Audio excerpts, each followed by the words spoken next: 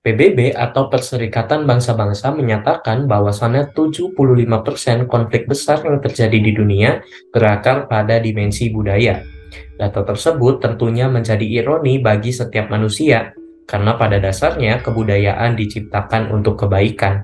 Seorang antropolog berkebangsaan Amerika, Clyde Kluckhohn, mencetuskan 5 masalah pokok yang menjadi latar belakang manusia untuk membentuk sistem nilai budaya dalam kehidupan bermasyarakatnya.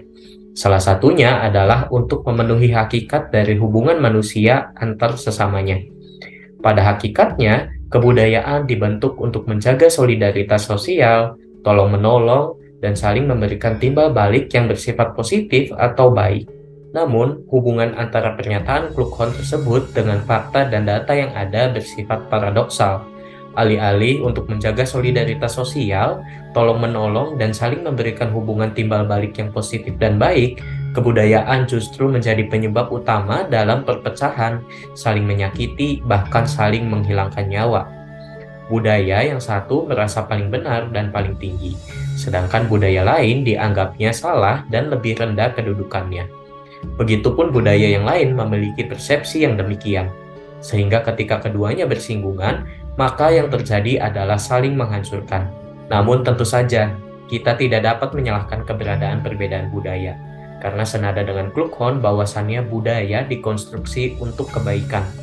Kesalahan ada pada persepsi para pemangku budaya terhadap budayanya sendiri yang terlalu sempit dan tidak dapat mengambil secara utuh nilai-nilai yang ada pada budayanya, sehingga budaya dianggap sebagai identitas yang dapat meninggikan kedudukannya dan merendahkan kedudukan orang-orang yang tidak satu identitas dengannya. Masalah tersebut dapat menjadi masalah laten yang dapat menciptakan masalah yang sangat besar jika tidak segera diselesaikan, utamanya bagi negara-negara yang multikultur dan multietnik seperti Indonesia. Perekat integrasi bagi bangsa Indonesia adalah keyakinan dari setiap suku, ras, budaya, agama, dan etnis bahwasannya mereka ada di satu tanah yang sama dengan identitas yang sama, yakni Indonesia. Namun jika terjadi fanatisme dari setiap subidentitas, maka integrasi yang didasari oleh kesepakatan untuk bersatu di bawah identitas primer tersebut akan merenggang dan pada akhirnya akan hancur. Oleh karena itu, dibutuhkan upaya-upaya untuk memperluas wawasan multikultural masyarakat serta pembentukan karakteristik masyarakat yang dapat menghargai perbedaan. Hal tersebut dapat dilakukan sejak dini melalui pendidikan multikultural.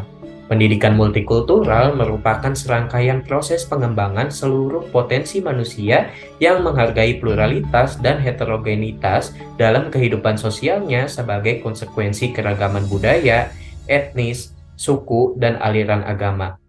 Dalam lembaga pendidikan, guru merupakan individu dewasa yang secara sadar bertanggung jawab dalam mendidik, mengajar, dan membimbing peserta didik. Dalam konteks pendidikan multikultural, gurulah yang berperan penting dalam memberikan arahan dan wawasan kepada para siswanya terhadap pentingnya menjadi pribadi yang bertoleransi dan menghargai setiap perbedaan yang ada, serta memandang perbedaan sebagai suatu keindahan.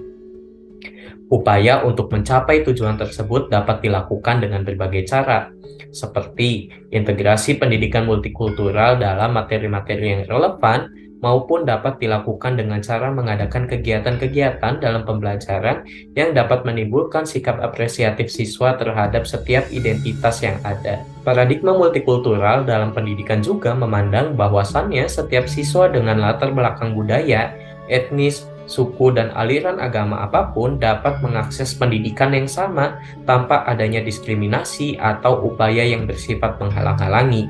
Sehingga guru dan perangkat sekolah yang lain juga harus dapat mencontohkan kepada siswa bagaimana sikap yang tepat dalam menanggapi keragaman. Salah satunya adalah dengan bersikap adil kepada seluruh siswa tanpa memandang latar belakang identitasnya. Sikap ketidakadilan, baik yang terlihat maupun tidak terlihat sekalipun, misalnya dengan tidak menghiraukan dan memberikan bantuan kepada siswa yang lambat dalam belajar, dapat membentuk persepsi siswa bahwasannya temannya yang lambat belajar tersebut tidak perlu untuk diperhatikan atau dihiraukan. Persepsi tersebut, jika terus terpelihara, akan terjaga hingga sang siswa dewasa dan membentuk dirinya menjadi pribadi yang apatis dan tidak menghargai adanya perbedaan. Oleh karena itu, guru tidak hanya memberikan pendidikan melalui lisan, namun juga memberikan pendidikan melalui sikap. Dengan kata lain, guru dan perangkat sekolah yang lain juga harus dapat menciptakan lingkungan sekolah yang apresiatif terhadap perbedaan dan menjunjung tinggi nilai toleransi. Melalui pendidikan multikultural yang diberikan oleh sekolah, maka tujuan transformasi dan pengembangan karakteristik masyarakat yang bertoleransi dan menghargai perbedaan akan tercapai. Dengan demikian, tujuan optimal pendidikan untuk mencerdaskan kehidupan bangsa dapat dicapai dan integrasi yang didasari atas kesadaran terhadap penyatuan akan perbedaan di bawah identitas yang sama akan terus menguat dan terus terjaga.